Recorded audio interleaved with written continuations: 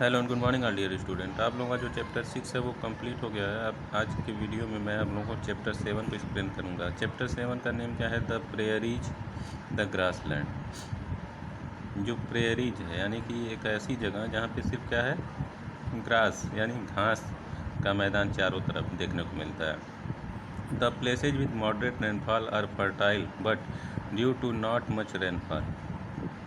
ऐसे स्थान जो मॉडरेट रेनफॉल, जहाँ पे मॉडरेट रेनफॉल होती है यानी मध्यम, यानी न ज़्यादा होती है न कम होती है, ठीक है ना, एक बराबर होती है, मध्यम। और वहाँ का जो सॉइल है वो भी फर्टाइल होता है, उपजाऊपन भी होता है। लेकिन ग्रासेज ग्रो देयर, लेकिन इसके अलावा क्या होता है वहाँ पे? ग्रासेज ग्रो यानी वहाँ पे घास की पैदावार ज़्यादा होती है। सो ग्रास लैंड अक्योर देयर, और चारों तरफ वहाँ पे फैला हुआ है सिर्फ घास ही घास। These grasslands have been turned into farms where food grains like wheat, rice, maize, etc. ये जो ग्रासलैंड है, ठीक है ना, इनको फार्म्स के रूप में तब्दील कर दिया गया है, बदल दिया गया है। और वहाँ पे लोग वीट की खेती करते हैं, राइस की, मेज की। The production of these crops is so abundant. ये जो प्रोडक्शन है वीट का, राइस का, ठीक है ना, पैदावार है वो क्या है, बहुत ही कम है। इधर उधर कहीं कहीं लोग बोते हैं, ठीक है ना। और जो पैदावार होती है वो क्या करते हैं, उसको एक्सपोर्ट कर देते हैं दूसरे देशों को, ठीक है ना। क्योंकि वहाँ पे ज़्यादा पैदावार होता नहीं है, इसकी वजह से लोग क्या करते हैं, वो वीट का, राइस का, मेज का, इन सब का एक्सपोर्ट कर देते हैं, दूसरे देशों को बेच देते हैं। So grassland are important for all people. इसलिए जो ग्रासलैंड है वो क्या है, सभी के लिए बहुत ही इम्पॉर्टेंट है, जितने भी लोग हैं पूरी दुनिया में, ठीक है। अब आगे देख लेते हैं। When there is enough of rainfall और availability of water in an area, tall tree grows as it happens in Congo. आपने इसके पहले देखा कि जिस जगह पे बहुत ज़्यादा रेनफॉल होती है, बारिश होती है और पानी की ज़्यादा मात्रा होती है, ठीक है ना, और वहाँ के पेड़ जो होते हैं बहुत ही लंबे होते हैं, वो कांगो में आपने वहाँ पे देखा। फिर उसके बाद आपने देखा where there is scantly rainfall और scarce availability of water in an area little vegetation grow as it happens in Saudi Arabia. उसके बाद आपने देखा जो सऊदी अरबिया का है वहाँ पे स्कैंटी रेनफॉल यानी बहुत ही कम बारिश होती है और वहाँ पे पानी की बहुत कमी है, ठीक है ना। और वहाँ पे जो वेजिटेशन है, जो वनस्पति है, वो भी बहुत ही कम है, पेड़ पौधे वहाँ पे बहुत कम है। ये आपने सऊदी अरबिया में देखा। Different from these two condition, आपने इन दोनों कंडीशन को देखा। There are places where it rains moderately.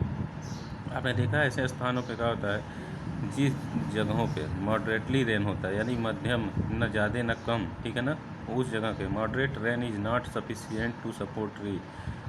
और जो मध्यम जहाँ पे बारिश होती है, न ज़्यादा न कम, वहाँ पे वो क्या करता है, जो रेन होता है, रेन का वाटर होता है, पानी, बारिश का जो पानी होता है, वो ट्री को सपोर्ट नहीं करता है, ठीक है ना, पूरी तरह से। But it can support grasses, लेकिन ये क्या करता है, ग्रास को सपोर्ट करता है, घासों को सपोर्ट करता है। Such is the case with the temperate zone. और ये जो केस है वो कहाँ पे होता है, टेम्परेट जोन में। इन दिस जोन, अब टेम्परेट जोन में the average annual rainfall range between 30 centimetre to 60 centimetre. जो टेम्परेट जोन है वहाँ का जो एनुअल रेनफॉल है यानी सालाना जो एवरेज है बारिश होने का, वो कितना है, 30 सेंटीमीटर से 60 सेंटीमीटर के बीच है।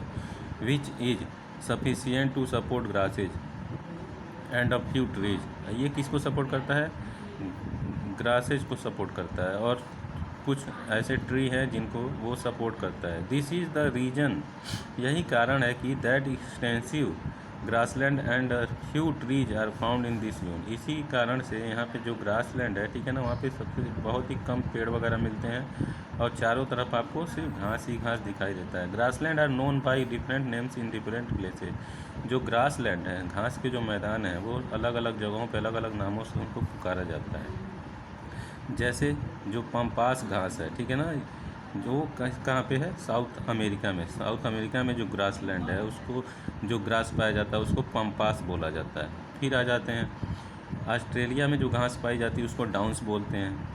रसिया में जो पाई जाती है उसको स्टेपीज बोला जाता है। साउथ अफ्रीका के जो घास हैं ग्रासलैंड, उनको वेल्ड बोला जाता है, वेल्ड्स। उसके बाद आपका जो इस चैप्टर में हम पढ़ेंगे प्रेयरीज, ये कहाँ पाया जाता है, नॉर्थ अमेरिका में। नॉर्थ अमेरिका में कौन सी घास पाई जाती है, प्रेयरीज। और इस चैप्टर में हम क्या करेंगे, in this lesson we shall study the prairies. इस लेसन में हम प्रेयरीज के बारे में पढ़ेंगे। और प्रेयरीज जो ग्रास लैंड है वो कहाँ पे है, नॉर्थ अमेरिका में है, आप लोग याद रखिएगा। इस वीडियो में बस इतना ही, आप लोग इस चैप्टर को रीड करते रहिए। Thank you.